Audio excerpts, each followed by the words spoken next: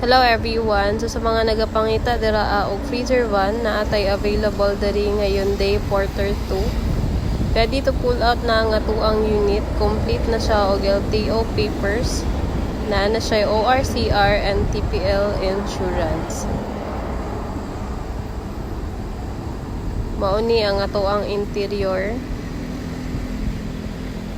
So, beige ang iyang ceiling, black gray ang iyang seat cover, brand new na pud ni siya. And then functional na pud na ang atuang stereo. And then ang atong speaker goods na pud, then power window pud ang atong unit. And air condition na sad ang atong unit. So it is Euro 4, D4CB ang makina, timing chain, manual transmission.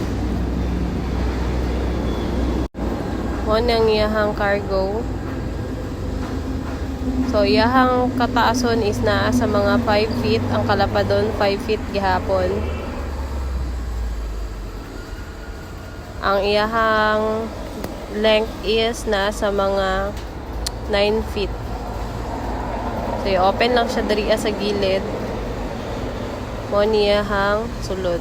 Mo niyang freezer. Tapos napod tay main door sa likod. Kamao ni siya yung main door.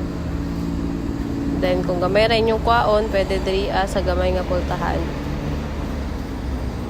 So swak na swak kayo ni siya sa inyong mga pangnegosyo ng mga frozen foods.